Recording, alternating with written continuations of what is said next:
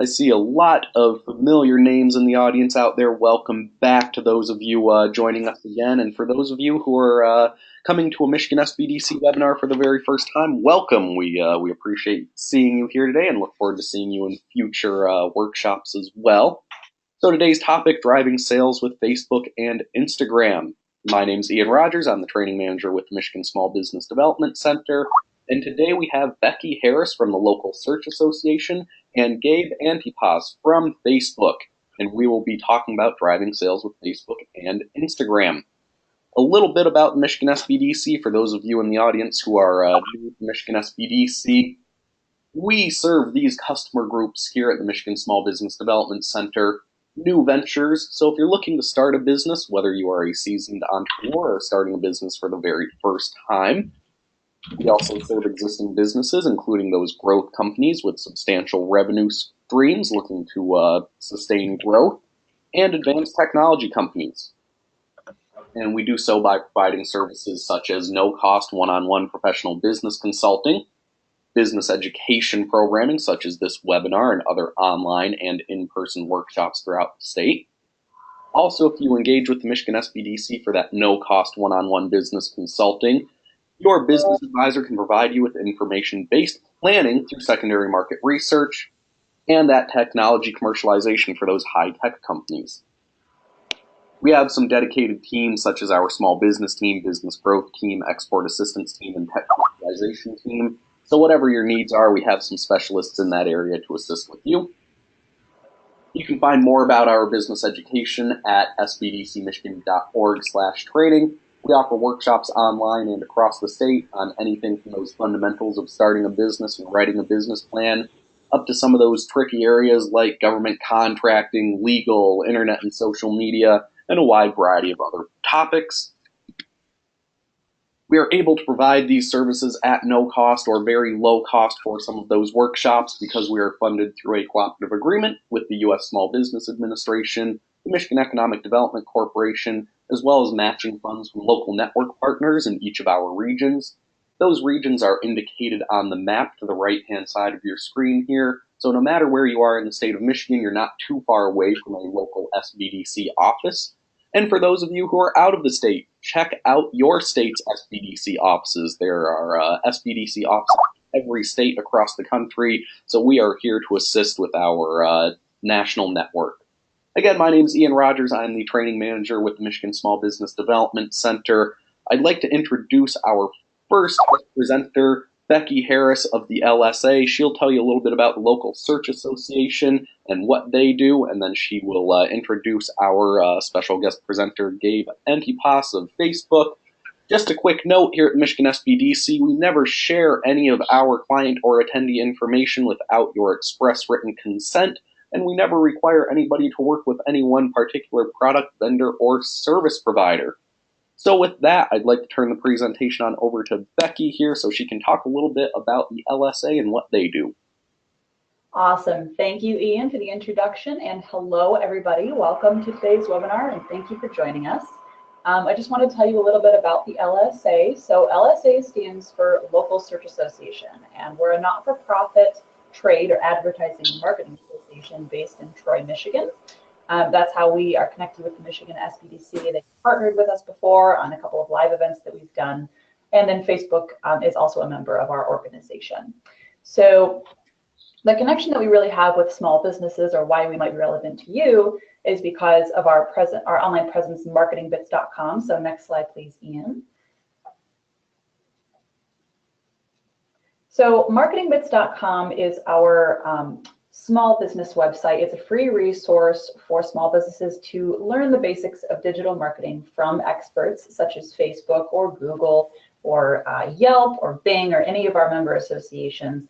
We offer free articles as well as free webinars, free reports, and then live events, which do have a cost associated with them for small businesses such as yourselves, like I said, to learn the basics of digital marketing. So one thing that we have coming up soon, if you are interested, is we have another webinar with Go Local Interactive happening on Wednesday, October 18th. And it'll basically be a guide through Google Analytics, or we'll go kind of break down the basics of how Google Analytics works, what metrics you should be paying attention to, and how to really optimize it for your business. So if you're interested, go over to marketingbitz.com, marketingbitz.com, or there's a link in the presentation as well if you want to register there. So without further ado, I'll pass it off to Gabe from Facebook to get started on today's webinar. Awesome. Thank you so much, Becky. And yeah, Gabe, we are tossing the presentation on over to you, so it should be in your hands here. Gabe Antipas is from Facebook. He'll be talking to us today about driving sales with Facebook and Instagram. Gabe, we're seeing your screen, so you should be coming through loud and clear. Thank you so much for joining us today to help educate us on this topic of Facebook and Instagram. And again, if anybody has questions throughout the presentation, please don't hesitate. Click the questions button on the right-hand side of your screen, type it in, and we'll get those addressed as we go through the presentation. Thanks, Ian and Becky, for the introduction. And good morning, everyone. I'm really excited to be here with you today. I'm actually speaking from the headquarters in Menlo Park, California this morning, so very relevant to our discussion. I am actually based out of the Michigan area, working within the automotive industry. So while we work with some of the large automotive advertisers, what I'm speaking about today is very relevant to all, given the nature of the Facebook platform. So hope that I can provide some value and give you some insight into the Facebook platform and demystify things for you. So please feel free to ask questions. Those are always helpful for me to get context from what's top of mind for you, and just don't hesitate. So without further ado, I'll jump into the material. So Facebook and Instagram and all of our other family of apps are changing the way that businesses are connecting with people and their consumers. And if you think about the industry as a whole, you start to you see this number here, 50 million. You think about reach, and in the past, I mean, it's all about a medium, and when a medium comes, it gives you access to people, and giving you that access allows you to reach them and give them insight into what you are producing and how that can help their life. And a big thing for Facebook that I'm going to touch upon in the next few slides is mobile. And it's often hard to realize how important mobile is, but once you kind of prime yourself with that, you start to realize that, yeah, everybody's using it. And so the question on why it's so important, it's important because of the speed of which change is happening and the scale of which you are able to reach people. So this number here, it actually took 38 years to reach 50 million listeners. And that's pretty compelling. 38 years from the time that it was first developed to reaching its maximum audience was quite significant. Moving to the next medium, it took television 13 years before they got to 50 million viewers. And the next medium after that, the computer, it took 4 years to reach 50 million users. So you're starting to see the pattern of how quickly it is to reach a significant audience. And finally, from its launch to 2007, the iPhone took 2 years to get 50 million users. And what's interesting, to kind of further the point, is about 5.1 billion people own a cell phone, while only 4.2 billion own a toothbrush. So it kind of is a funny point to kind of emphasize the fact that there's these people with these devices in their hands, and it's important to find ways to reach them and give you that access that is unparalleled to the past mediums.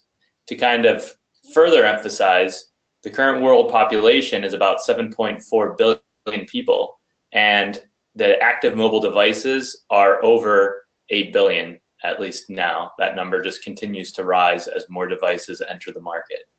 And on our mobile devices, there's about 3.1 million apps. and I'm sure all of you are very familiar with your set apps that you use. And 85% of our time is now spent in an app. And they're over, the one important thing to emphasize is that 75% of consumers' app time is spent just using 4 of those apps. And you may have that anecdotal evidence yourself where you have a bunch of apps on your phone, but you rarely jump into them. It's because likely your usage is dedicated to just 4 to 5 different apps. So how's that relevant to Facebook?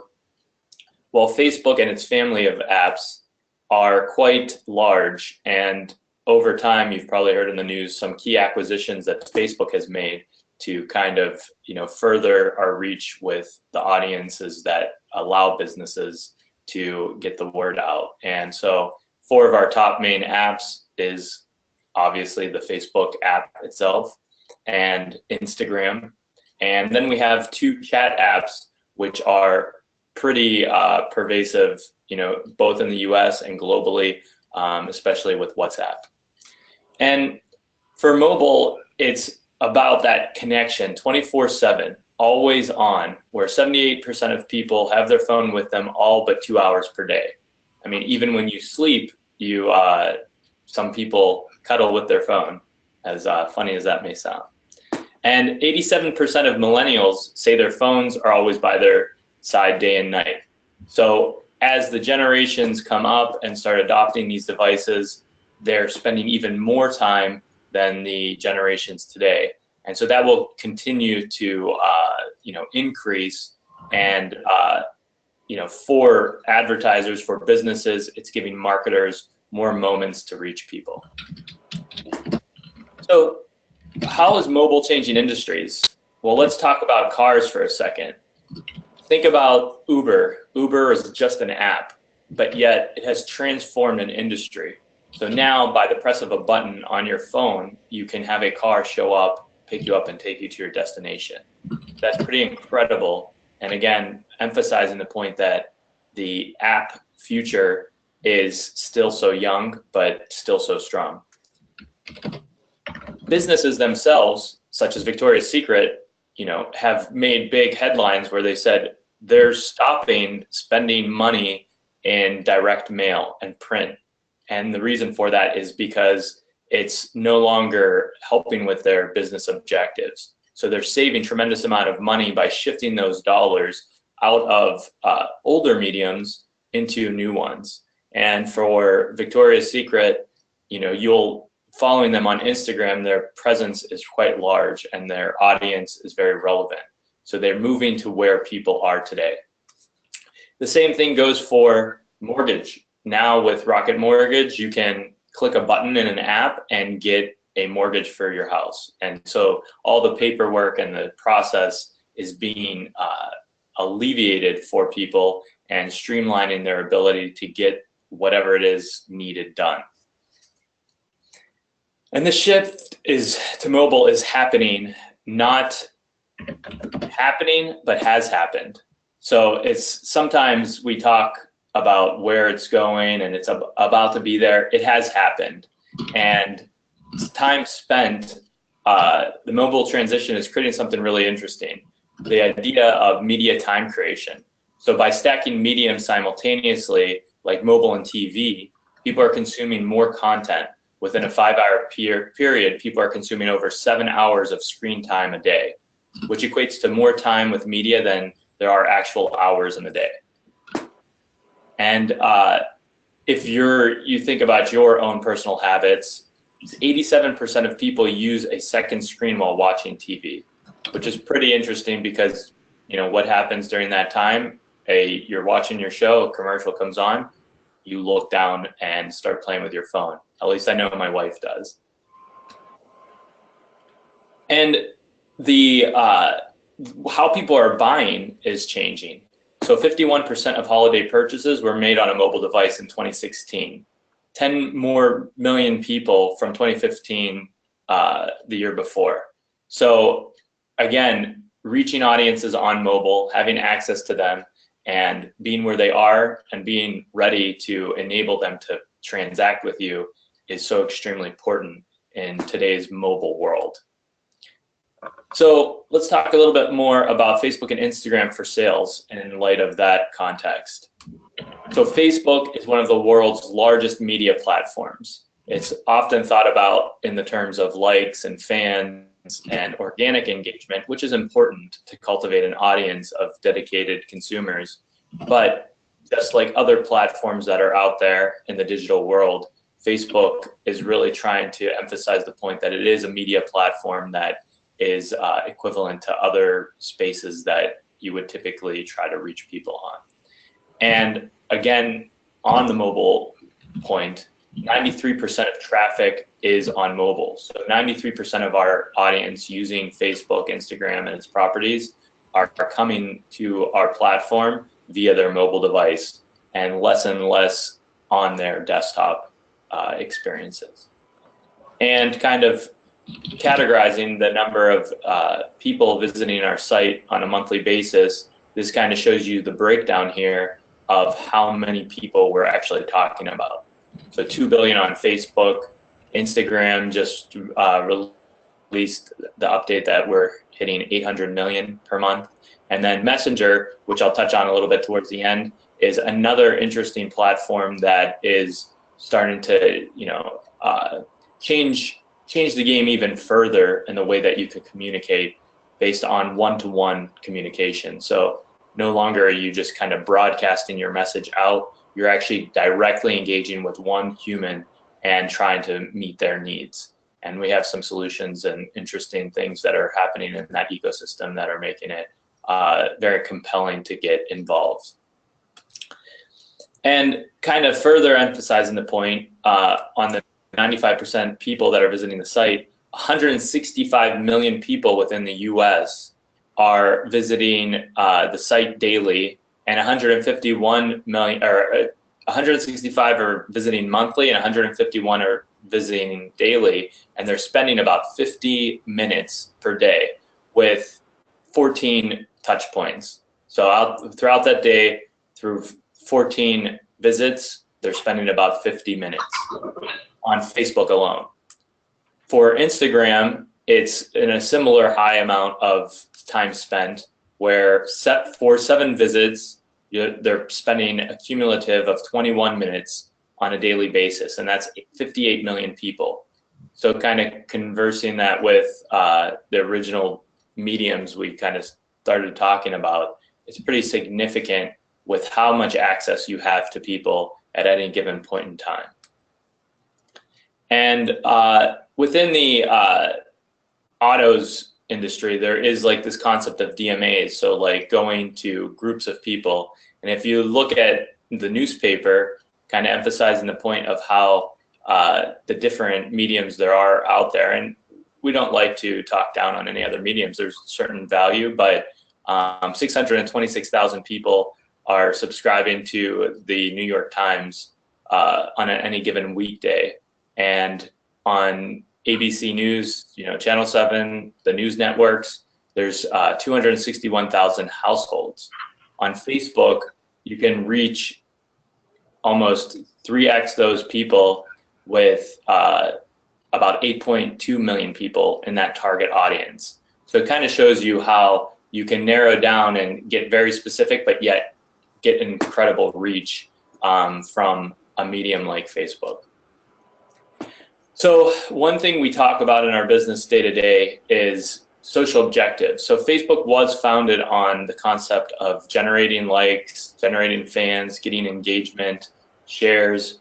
And while those are still important, they're not business objectives. So we as a business have kind of changed our model to emphasize that social objectives are not bad, but they cannot stand ground to business objectives and actually driving sales. So there are definitely proxies, like there are proxies on the web and in the digital space in general, but we want to focus on business objectives to help the business, do what they do best. The other point that is important to make is that we have changed the way that we speak internally. Instead of calling people users, we call people, removing ourselves from, or distancing ourselves from the consumers of our products is not the way to go, and it's been proven that, by putting just the way that we speak about things together allows us to design better products for our audience. So again, changing the way that we talk about people is important. And in addition to that, the most important thought is identity. So from a Facebook perspective, the one thing that we have that is extremely valuable to us is our identity. And what is identity on our platform? Well, this is me here. That's me and my wife on our wedding day. Actually, I haven't changed that photo in a while. But myself, Gabe Antipas, live in Lake Orion. I have my age listed. I was recently married, although it's been a year or so now. My wife is Olga. I work at Facebook. I went to the University of Pittsburgh. I love hockey. All of these attributes are coupled with my identity. So as I engage with the platform, as I go to different websites, we're able to narrow back down to who is this person visiting my web property and engaging with me. It's an actual person. It's not a device ID that gets generated anytime I touch my device. It is me, Gabe Antipas. And that's extremely important when you think about the types of capabilities Facebook can provide you.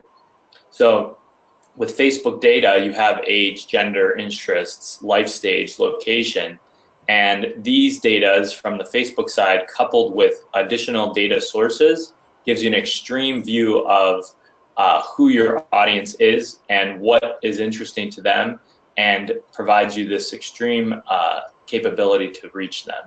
So Facebook data coupled with third-party, where we have third-party data providers that are able to give signal on interests for people that may not be listed on Facebook, and then your own first-party data from your CRM databases where you collect email lists or phone numbers, or people even just visiting your website.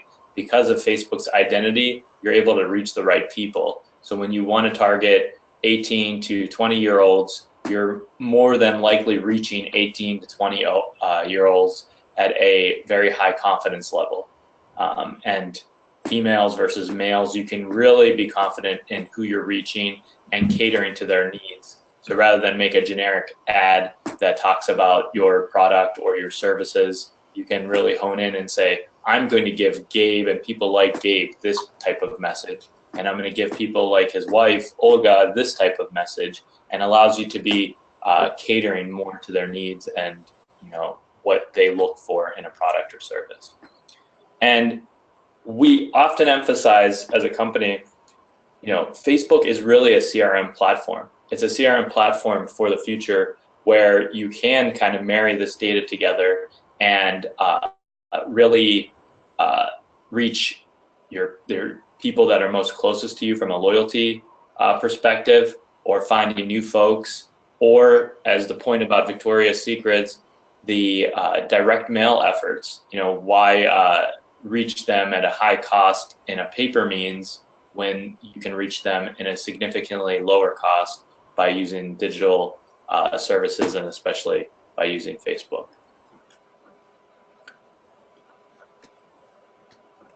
And so a little bit more on the website capabilities. So one big feature of the platform is retargeting. And you have your website and you have Facebook, and what we're able to do, placing the pixel on a website, is when I visit, Home Again Decor, as here in this example, by placing a particular pixel on the site of yours, you're able to identify me in an anonymous way that then will allow your ads to surface while I'm using Facebook and be very specific to what I am looking at on your site. And we call these website custom audiences. So you can say people visiting page A, B, C, or D, and for those people, I want to target people who are visiting page B because I know that they're looking at cabinets, and so I'm going to send people who are viewing cabinets on my site a message or an offer or an something related to what it was that they're showing interest in. And that's very important. And expanding beyond that is the ability to, say, take those people who are interested in cabinets and find other people who may not be visiting my site that are also interested. So we have something called lookalikes, and these are all usable within our ads manager interface, where you just click a few buttons and you can get up and running to take advantage of these tools. So how, what, and why to buy. So a big feature of Facebook is just simplifying the setup process. So we kind of categorize things into 3 areas when you're trying to reach people on our platform. You have objective, audience, and creative. Objective is what is it that you're trying to achieve as a business. You want more traffic to your website. You want people to visit your store. You, at the objective level, decide what it is that you're trying to accomplish. At the audience level, you define who it is that you think are most likely to perform the objective, which is and it is in that example, which is store visits, let's say. I want to drive more people to visit my store. So finding the right people that you think are most compelled, people who have shown signal in your product, would be good candidates to put your message in front of them. And finally, your actual message, which is your creative, which could be a photo, could be a video, and it's very simplistic in nature, could be a link that takes you off-site. But this is how it's set up on our platform, and when you utilize our tools, we have a wizard that essentially walks you through this flow. And all of this can be built on top of measurement, which is the most important, which is how much traffic am I getting to my store? How many clicks am I getting to my website? How many visits am I getting to my website? How many people have I shown my ad to who didn't click but landed on my website? All of these things are available through insights that gives you a better thought on who it is that is showing interest in your products. And it's very efficient. So one of the things that is important to note is that Facebook will take these signals of people showing your interest in your product, and by finding more people who are similarly looking to do the same kind of action, Facebook will try to avoid spending money on someone who does not want to do business with you. So you're saving more money and making your dollar go a lot longer on our platform based on just the way that it's built and the signals that we can bring in. And there's 4 strategies that are important to note here, which is why buy here? So your branding, who am I as a business? What am I about? And then messaging for people who are ready to buy. Hey, this cabinet is on sale. You really should come in and purchase it. And then customers for life, retention. Hey, you've been a loyal customer. I've noticed you're in my CRM database. I noticed you purchased 10 cabinets over your lifetime with us. Here's a special offer for the next time you stop in. Maybe it's for a different product. Maybe it's for the products that they're showing interest in. You can map that data to Facebook and reach these people specifically. And then, of course, events and promotion, RSVPs. These are all capabilities and strategies that we talk about in our day-to-day to kind of help people and businesses understand the different categories of which you can reach people. So going a little bit into the example a little bit, this is the why buy here. So store address. I don't know if this plays here. I think this is not playing, but store address, radius 5 mile, adults 25. That's the targeting attributes that you can leverage if you're Wonder Beauty trying to reach people to get into your store and purchase some makeup in this particular example. Reaching local foodies. This is another example of a way that you can speak about your restaurant, showing the different types of foods that you may have, where you're just getting them to click onto your website and looking at your menu, or deciding on a special new dish that you may have. In this particular example for best. This was 113 people, new people saw the emails on average, 51,000 people reached, and 4.6% click-through rate. So this here was actually the offers ad, I think. So when you click on the image, the Learn More button, it pops up and an offer is available for you to, save to your Facebook account, which it emails you and allows you to remind you to go into the store and take advantage of that offer. In Ready to Buy, there's location, financial, life events, travel, deal seekers, parents. So expanding upon our Facebook targeting audience, you can use these attributes to reach people again and get them to take action specifically based on some of the things or life events that they may be within that are important to them, that help you connect with them better. And retargeting. So this was another example of the value of retargeting. And this particular company built their business because they're able to provide emotional connection at a massive scale. And so people coming to their web property, they were able to target those specific people, which on Facebook, as you target people more relevant to your business, it becomes cheaper because those people will be optimized towards by Facebook because they're actually interested in your ad. So Facebook will try to move to those that are most relevant. Who is most relevant? Well, people who are visiting on the site and visiting and clicking through and viewing your products, reaching them resulted in a 33% lower cost per acquisition. So again, another compelling thought from a retargeting perspective, which we covered a little bit earlier. And so customers for life, again, you're reaching back out to those that are loyal to your business, but also expanding it with lookalikes and those that are currently shopping. So bringing new people into the funnel is important. And again, all about data and the types of signals that we have on our platform to reach the right folks.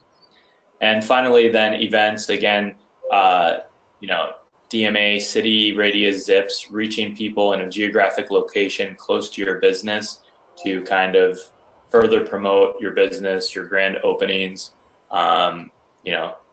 particular sales, or sometimes restaurants may offer certain deals on a Tuesday.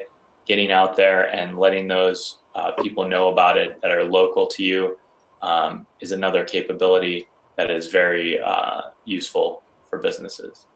And again, going beyond proxies, it's really making outreach relevant to people. And to do that, you have to have good creative. So showing them relevant images, showing them your product, and don't worry too much about it being like perfectly handcrafted, because a lot of what we've seen on our side is that it's about the message and not all committed towards how it's delivered. And so if you have a photo of inside your restaurant, again, as an example, having it be of your restaurant, even just taken on your phone, is still valuable, even if it's not put into Photoshop and cleaned up and nice and pristine, because it's real and people want to engage with content that's relevant and then obviously timely. So maybe at the evening hours, it's approaching 4 p.m., you could start running media to pull people into your restaurant for the evening, right as their day is coming to a close. So you can really reach them relevant, contextually relevant, timely, and again, tie different messaging to offers, events, etc. So some of the products that we have to help you with the creative, in one of our favorites is Carousel. So this is an automotive example, but you can see here that you have multiple units with different creative. So maybe I'm not set on one vehicle, maybe I'm interested in some others. You can kind of give consumer a sense of choice on scrolling through this. If it's a restaurant, you might have a certain set of plates that are very relevant and related to one another. There's been some advertisers which have leveraged this ad unit where each carousel card that you see there are videos and people are walking from one card to the next. That gets a little sophisticated from a production quality, but again, if you're just including a bunch of products of yours, it at least gives more exposure to the consumer rather than a single image. And some of our other products that we have, click to schedule. So with the click of a button, you can book appointments, getting directions. So how do you get to your store? That can be used as an objective to make it, to remove the friction for people trying to reach out to you and actually get there.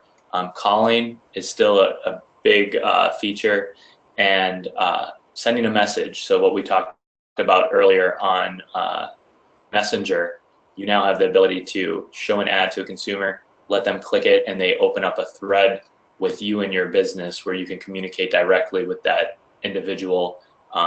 After they click through from the ad, then you have that opportunity and that long-term ability to reach back out to them and provide additional services and capabilities.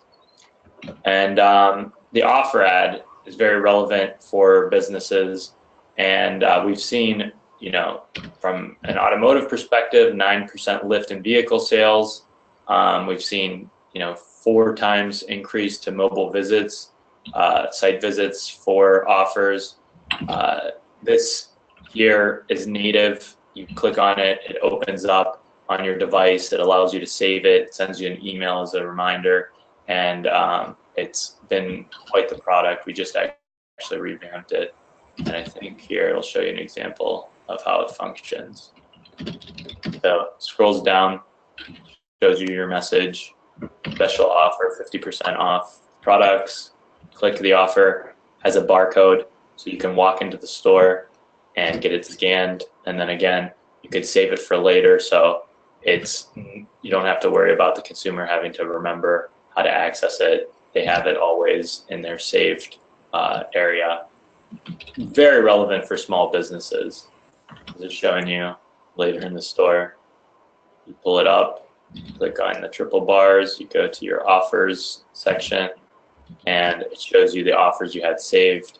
You can use your offer then in the store, scan it, and you're on your way. So again, that's all I have for today, but I wanted to reemphasize the point. Facebook is one of the world's largest media platforms, and traffic, 93% of it is on mobile, and focus on business objectives, not social, and you'll do quite all right on the platform. And again, here's some resources that you can always visit to educate yourself. We have what's called Facebook Blueprint. You can take a course essentially to be more up to speed with what Facebook capabilities there are to help your business, and it kind of gives you accreditation at the end once you pass all of the courses that can kind of legitimize yourself if you're an agency, or if you're the small business yourself, helps you talk to your agencies or your teams that are running media to help your business. But thank you for the time today. Really appreciate it, and happy to take any questions if there are some that popped up throughout my presentation. Awesome. Thank you very much, Gabe. That's great information there on using the Facebook platforms to help drive sales for small business there. Are there any guides or suggestions, or when somebody is using the Facebook advertising tools, in terms of styling the copy associated with their text or associated with their post? We had the question here from John in the audience that some of the examples you shared, some of the text was bold or italicized, etc. Any guidelines, or does that come up at all when using the marketing tools? Yeah, I mean, so for Facebook, something important to note is within you have the top part of the ad, and thanks, John, for the question. You have in the top part of your ad the ability to specify text. And if I jump back to the presentation to kind of help ask it. So here you see celebrating the return of summer with a huge sale. We encourage our advertisers to get creative with the copy. Yet we do have constraints on text within images. And through just analysis of how people use our platform, we see that text does not perform as well on images as opposed to just having a more engaging image without text. You have about 20% of the image to leverage for text, but we kind of discourage you placing text within the image because of performance. And you can certainly do it, and we have tools that will show you how relevant your ad is to the audience that you're targeting to give you a sense, like from a 1 to 10 scale of how good your creative is performing.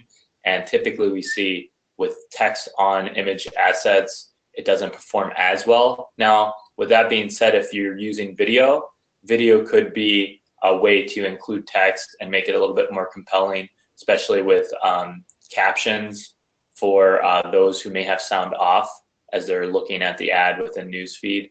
So from a font perspective, I mean, if you are including font and text within your assets, certainly whatever kind of speaks to your brand would be fine, just so long as you keep it within the 20% text amount so that you don't get penalized from a delivery perspective. Thanks, Gabe. And yeah, John, thanks for the question there. We have a few more questions here rolling in, and if anybody else has questions, by all means, please do click the questions button on the right-hand side, toss them in, and we'll address as many as we can here by noon. Here's one asking for a little bit more detail on that Facebook pixel you spoke about. So Joanna in the audience is asking, what is a Facebook pixel and how do we integrate it into our marketing plan and website? Yeah, great question, and thanks for it. So the Facebook pixel is basically a piece of code that you embed into your website. And when you're setting up your ads, there's a section within Ads Manager that allows you to grab that code. You drop the code in on your web page, and on any page load, the pixel will fire, if you will.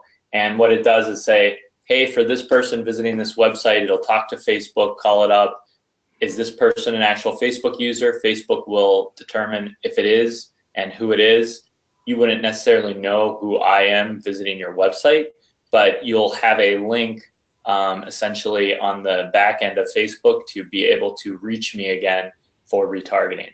So if you have your web development team and you go to the tool in Ads Manager to extract the pixel code, you could essentially hand it over to them. And there's help docs available. If you go to facebook.com/help and search for Facebook pixel, it'll kind of give you the guide on how to walk through that setup process. But if you have a web development team, you can just get the code, or if they can get the code for you and they'll just set it up. It's literally a snippet of code, like 10 lines that you include on your web page, and it gets triggered every time a page loads within a user's browser on mobile or desktop.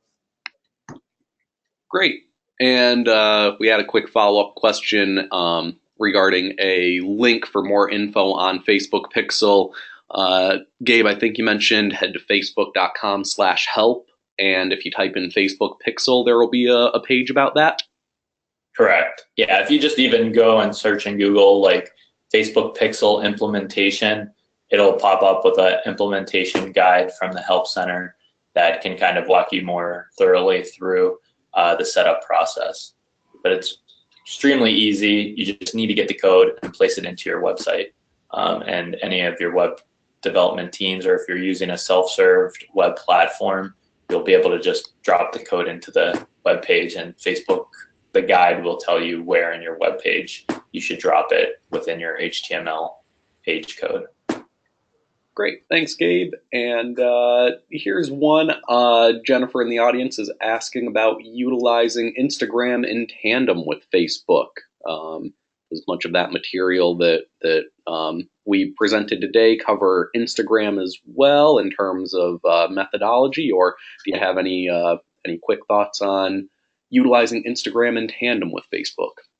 Yeah, that's another great question. So at the beginning of Instagram, when it first came out, we were thinking about it as like a very, magazine, level quality photography, and that kind of created a little bit of a stigma in the industry where people think they need to produce high quality content and run it separately on the platform. But over time, that kind of thinking has changed at our company, and what we have built are products that allow you to simply check the box. So when you're running media on Facebook, you can select the places that the media should run in, and that could be on Facebook, that could be on Instagram, that could be within Messenger. We have a new home section where ads can be surfaced, and that can also be in Instagram. So you check the box, and your ad creative will kind of get dispensed to all of those areas. So you can increase your reach, since we have quite the overlap of people using Instagram are also people using Facebook.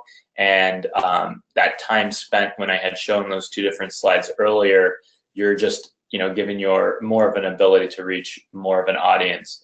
And you can separately break out Instagram and just target on the platform itself. But a lot of the capabilities you have on Facebook are very similarly available on Instagram, from carousels to link ads. Like offers is not on Instagram, so you wouldn't necessarily be able to run it there. But video, and a new function that's available that I didn't really cover here today is stories, which is gaining a lot of traction and increased about, I think, 200 million monthly people using Instagram stories as another place. So I would say, to keep things simple, create creative. If it's photos, links, or videos, or carousel, just checking the box and running media on both platforms allows Facebook's engine to essentially pick the target from your target audience.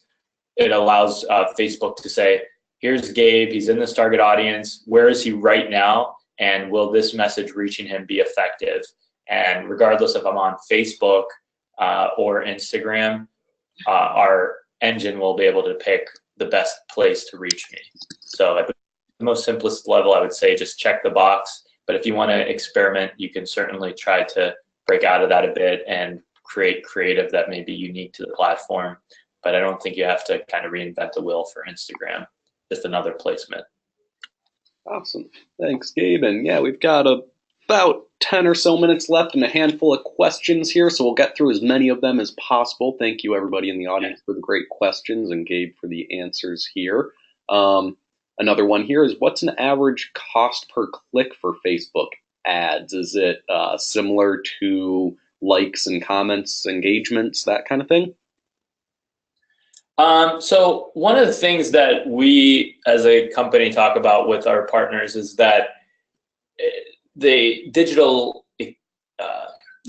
world has been focused so much on clicks, but we have seen that value actually is driven by just purely impressions. And why clicks have been important is because it's harder to track the people who are seeing an impression and actually coming to click because of the different devices. And mobile has kind of really messed up the industry's ability to measure, because let's say you see an ad on desktop, you don't click on desktop, but then you go on your mobile phone and you visit the website. There's no way to tie an ad from desktop experience to your visit on your mobile web browser. So clicks at that given moment are kind of overemphasized to the detriment of the end advertiser, and rates are very dependent upon your own brand. So what we say is there's always the question of, like, what's the baseline click-through rates on our platform, and we don't really have one, because the creative, the audience, the brand is all unique. And so what we say is use a baseline and start building from there. But I would be very hesitant to advise to focus too much on clicks, because we do have the ability, again, with the Facebook Pixel to say, in this example here that's up on the screen, let's say it is a link ad where you click, and instead of seeing the offer in Facebook, you go to a website and see the offer. Victoria Bell, I may see this ad, and then I may go to my web browser separately after I've been exposed to the ad, because it got top of mind for me. And Facebook has the ability to say that I saw the ad, I did not click, but I later went to the website and give credit to the ad by my visit.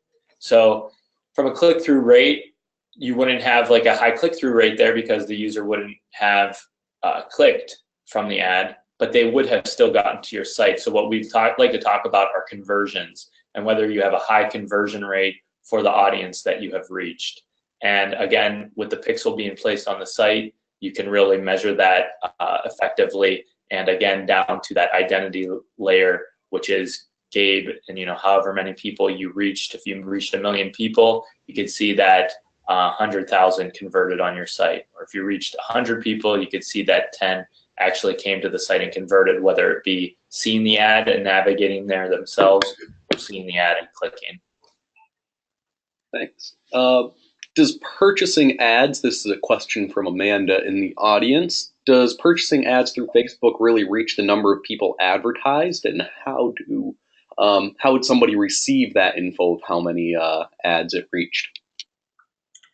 So once you run your media, you select your target audience. Let's say you're doing a campaign for like an event ad, and you're a restaurant that's newly opening and within a given area. You select the area around your restaurant to reach people with your ad. Facebook will have a sense of how many people are within that radius, and let's say it's 1,000 people. As your media runs, the Insights dashboard will show how many people have been served an impression, and there's a frequency column as well. So there's both a frequency and a unique reach column. So it'll say out of the 1,000 people, 2,000 impressions were served, and maybe 900 people were reached, and each were given like a 2 frequency, meaning of those 900 people, 2 of them, the ad was served twice to them over a period of time. So all of those numbers and stats are within the dashboard in real time as your ad delivers on the platform within the start and end date of your campaign.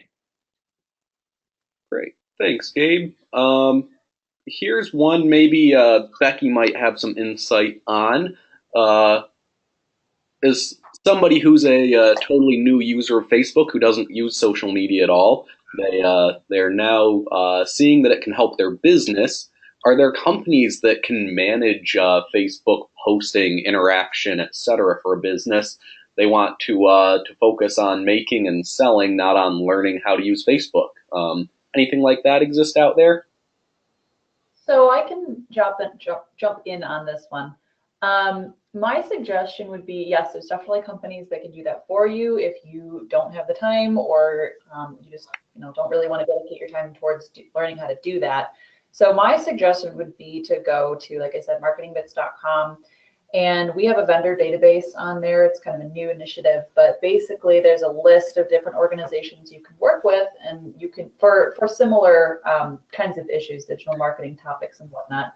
And you can filter through the database according to what you need help with. So if you select, I need help with social media management, then only the agencies or the vendors who specialize in social media management or who can help you with that will show up. And then you can also search based on your region. So if you want someone that is near you or in the same town with you, so you can meet up with them in person, then that's an option. Or if you're okay with doing everything online, there's also vendors who service all of the United States. So I would suggest going there. I don't know, Ian, if you can, if you want me to send you a link to that and you can forward it along to this person, or what's the best way to get there. But like I said, it's marketingbitz.com, and then there's a tab for vendor directory, and you want to click on that. Great. Yeah, thanks for that info, Becky. And yeah, if you also, so as Becky mentioned, some of the resources such as MarketingBitz, other lists of organizations there. And if you contact your SBDC office as well, most of our SBDC regional offices, they compile lists of local firms, including areas such as digital marketing agencies. And we'll always provide at least 3 options for you there Again, going back to what we said at the beginning of the webinar, we'll never require anybody to work with any one particular product vendor or service provider.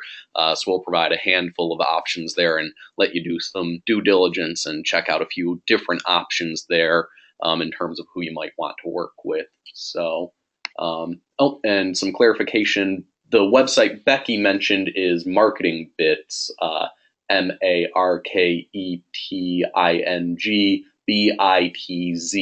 and that's where they can where you can find the list of vendors that Becky mentioned as well.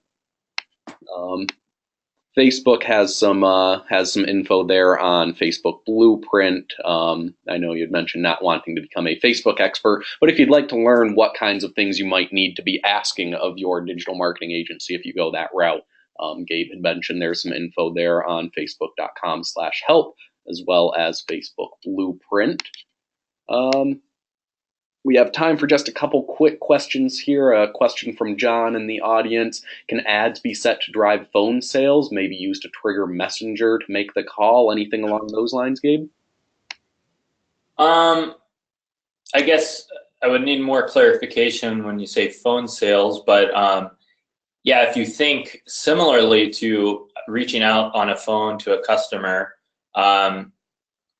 you can kind of do that with Messenger in that you run an ad in Facebook newsfeed or within Instagram's feed and allow the consumer that you're reaching to click the ad and jump into a message with you, with your business. Once you have connected those, connected that person with you and they have willingly created what we call a thread with your business, then you have that ability to one-on-one engage with them within the thread. And that's without media. So the concept would be placing a Messenger button to get more people to open up threads with you and your business on your website, or using Facebook ads to drive people to go into those threads. We don't yet have like the ability for you to kind of dial the person within the thread. It's more content related, text related. You can send links, photos, videos, but not necessarily like actual voice. But at some point you would imagine that would be a feature that is enabled once we see more adoption from businesses, which there's about, I think 1 billion messages today, or it might have been up to 2 billion between businesses and people on Messenger. So it's being actively used very highly so for customer service. But now with bots and the ability to run software that extracts the message from Messenger and processes those messages, you can start getting interesting use cases from booking restaurants or scheduling service, all through Messenger without the need of voice, all by using text. Great. Thanks, Gabe. And we've got like 30 seconds left. Do you know off the top of your head the pixel dimension size for the new circular page profile photo? I know it wasn't a topic discussed today specifically, but do you know off the top of your head what those dimensions are? Mean profile photo on Facebook? Yeah, the question here is pixel dimension size for the new circular page profile photo. Oh, I don't have that top of mind, but I'm sure if you do a search that it should pop up in the Help Center. I can obviously follow up with you, Ian, if there's a way for you to disseminate the answer. I just don't have it handy. Perfect. Yeah, shoot me a link to that, and we'll send out an email. Well, in the email that goes out after the webinar, we'll have a bunch of helpful links here as well. We have quite a few questions left here, and it is noon. We're trying to make our way through as many as possible here, but we aren't going to be able to address a handful of these last-minute questions coming in. Gabe, it looks like you have the info on there, facebook.com/help. facebookblueprint.com. I would advise everybody who had a question come in at the last minute here that we weren't able to address to head there and follow up. Gabe, is there any other way of contacting Facebook support if they have questions while creating ads or looking at any of these areas we discussed today? Yeah, I think there's a community forum on the help site that allows you to post questions, and it'll have people who are in the community who are running Facebook media be able to jump in and answer, and people as well from Facebook who comes in and answers questions. We also have a Facebook business site, so it's facebook.com/business, that also has a lot of case studies and relevant insights into how other businesses are executing on the platform that can help give some thoughts, be thought starters for how you can map to your business and achieve the same success. So I'll make sure to work with Ian to provide a bunch of different links that are relevant. But again, the help site is one of the best sites and not as often used, surprisingly, because it has a lot of answers to the questions that are being asked. So I'd highly encourage you to peruse the site and go through it. And then Facebook Blueprint is pretty incredible. It will give you detailed insight into how to run Facebook media, how to set up ads, and how to use the tools that we make available. Awesome. Thank you so much, Gabe. I'd like to be respectful of everybody's time, both our attendees and our presenters today. So we'll go ahead and close out the webinar. Keep in mind, this afternoon, everybody will receive a link to the recording as well as some of those resources that Gabe and Becky mentioned. So keep an eye on your inbox. If by tomorrow morning you don't have that email, go ahead and shoot me a note, and we'll look at why it didn't end up in your inbox. But we'll make sure we get all the information out to everybody. You'll get an email from our system later on this afternoon. Gabe, thank you so much, not only for the presentation, but for spending some time there on the question and answer and really tailoring that to our audience today. Becky, thanks for helping coordinate this one and letting the LSA get involved to work with Facebook and the SBDC to put on this information. Any last minute comments and thoughts for the audience before we let everybody get back their busy afternoon? Just want to thank everybody for your time to listen in today. Really appreciative of having the opportunity to speak to you, and hopefully we'll have more opportunities in the future to kind of go into the weeds on some of the stuff that I discussed. Yeah, I mirror those sentiments. Thank you to everyone for attending, and thank you to Gabe and Ian for hosting an awesome webinar. It was certainly my pleasure. Becky and Gabe, thanks again so much. Everybody in attendance today, thank you. We're looking forward to seeing you again in future SBDC workshops and that no-cost one-on-one business consulting. If you have any questions, just give me a shout and keep an eye on your inboxes for the email that will go out this afternoon. Have a great afternoon, everybody. Thank you. Bye-bye.